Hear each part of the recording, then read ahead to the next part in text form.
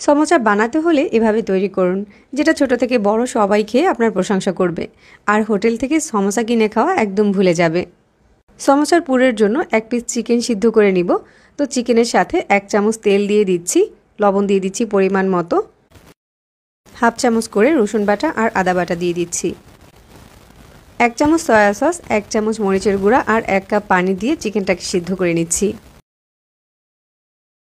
আর চিকেনটা সিদ্ধ হয়ে গেলে মাংসগুলোকে এভাবে আলাদা করে নিব। হোটেলের মতো সমোসা বানানোর জন্য প্রথমেই সমোসার শীটটা তৈরি করে নিতে হবে। তো এর জন্য একটা পাত্রে 2 কাপ ময়দা নিয়ে নিচ্ছি। ময়দার সাথে পরিমাণ মতো লবণ আর 3 টেবিল চামচ রান্নার তেল দিয়ে ময়দাটাকে খুব ভালো করে মেখে নিতে হবে। তারপর অল্প অল্প করে পানি দিয়ে একটা ময়দার গোলা তৈরি করে নিতে হবে। গোলাটা খুব বেশি টাইট আবার খুব বেশি নরম হবে না। এবার ময়দার গোলাটাকে 10 মিনিটের মতো একটা ভিজা কাপড় দিয়ে ঢেকে রাখবো। 10 মিনিট পরে ময়দার গোলাটা সেট হয়ে গিয়েছে। এবার এই গোলাটা দিয়ে যে কয়টা রুটি বানাবো ওরকম করে ভাগ করে নিচ্ছি। এরপর একটা গোলা বোর্ডের উপরে নিয়ে উপরে কিছুটা ময়দা ছিটিয়ে এটা দিয়ে ছোট সাইজের একটা রুটি বেলে নিতে হবে। প্রথমে সবগুলো রুটিকে এভাবে ছোট করে বেলে নিতে হবে। সবগুলো রুটি বেলা হয়ে গেলে একটা রুটির উপরে তেল ব্রাশ করে দিচ্ছি আর উপরে কিছুটা ময়দা ছিটিয়ে দিচ্ছি। এর উপরে এখন আর একটা রুটি রেখে দিচ্ছি আর এটার উপরেও তেল ব্রাশ করে দিব আর ময়দা ছিটিয়ে দিব। এভাবে আমি 4টা রুটি একসাথে করে নিব। তারপরে এটার উপরে কিছুটা ময়দা ছিটিয়ে দিয়ে আলতো হাতে এই রুটিটাকে বেলে নিতে হবে। বেলে নেওয়ার পরে রুটিটা আমরা যেরকম বাসায় নর্মাল রুটি খাই ওরকম হবে।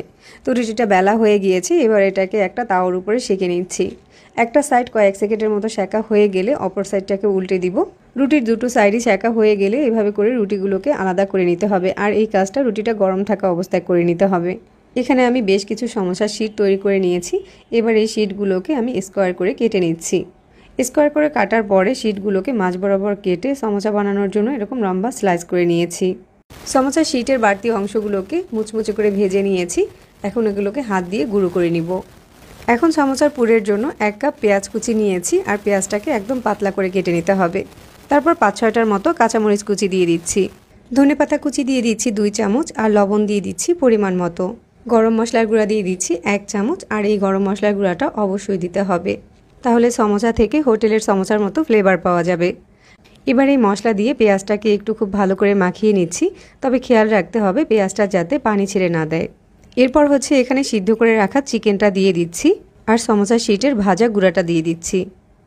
এবার এই সব কিছু একসাথে ভালো করে মাখিয়ে সমোসার জন্য পুরটা রেডি করে নিতে হবে।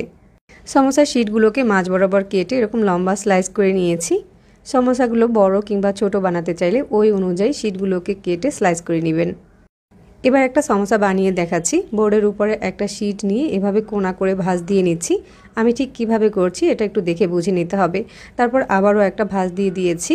ময়দা আর পানি একসাথে মিশিয়ে একটা গ্লু আগেই বানিয়ে রেখেছিলাম, ওই গ্লুটা দিয়ে এবার এই সাইডটাকে আটকে দিচ্ছি। এরপর এই কোণের ভিতরে সমোসার পুরটা দিয়ে দিচ্ছি আর পুরটাকে হাত দিয়ে একটু চেপে দিতে হবে।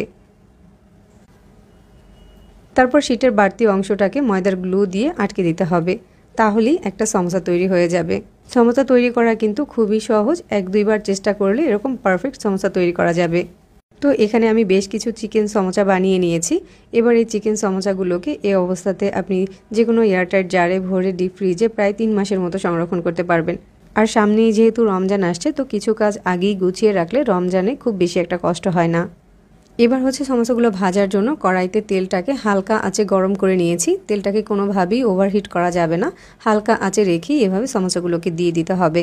চুলার আঁচ বাড়ানো থাকলে সমোসাগুলোতে কিন্তু খুব দ্রুত কালার চলে আসবে আর বারবার উল্টে পাল্টে সমোসাগুলোকে ভেজে নিতে হবে।